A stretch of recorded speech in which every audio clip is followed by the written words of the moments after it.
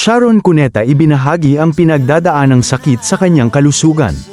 Nagbigay ng tapat na update ang megastar na si Sharon Cuneta tungkol sa kanyang kalagayan matapos matuklasan ang ilang seryosong kondisyon na nakaapekto sa kanyang pang-araw-araw na buhay.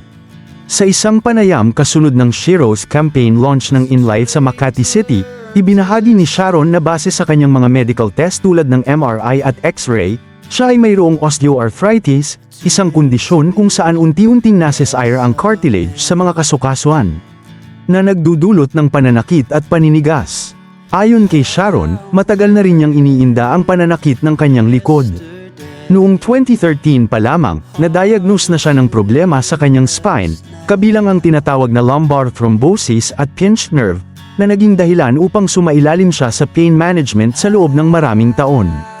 Ngunit kamakailan, mas lumala ang kanyang nararamdaman, lalo na sa kanang bahagi ng kanyang balakang. I have a hip problem, sciatica, I have pinched nerves, I have osteoarthritis here. And so I get around with pain here. So it will help also putting in sa hindi lang sa bagong surgery. It's not just for wounds, it's for insides. Aniya, ramdam na ramdam niya ang sakit tuwing siya ay naglalakad. Partikular sa joint area, dahil dito, naapektuhan ang kanyang galaw at pang-araw-araw na aktibidad. Ayon sa mga medical experts tulad ng National Institutes of Health, ang ganitong uri ng kondisyon sa lower back ay bihira at mahirap ma-diagnose agad, dahil kadalasan ay napagkakamalan itong simpleng disc problem. Samantala, ang osteoarthritis ay karaniwang nararanasan ng mga may edad at nagdudulot ng pananakit lalo na pagkatapos ng pahinga o kapag hindi nagagalaw ang katawan. Sa kabila ng mga hamon, hindi nawawala ng pag-asa ang megastar.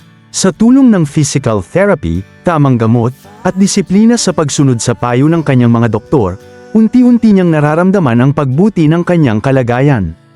Ikinwento pa niya na kamakailan lamang ay muli siyang nakalakad ng tuwid, isang simpleng bagay para sa iba, ngunit isang malaking tagumpay para sa kanya. Bagamat patuloy pa rin siyang umiinom ng painkillers at may nararamdamang kirot, malinaw ang kanyang pananaw, siya ay gumagaling, paunti-unti. Ang kwento ni Sharon Cuneta ay hindi lamang tungkol sa karamdaman, ito ay kwento ng katatagan, pagtitiis, at pag-asa. Sa kabila ng sakit, pinipili niyang lumaban, patunay na kahit ang mga pinakamalalakas na bituin ay dumaraan din sa pagsubok, ngunit patuloy pa ring nagniningning.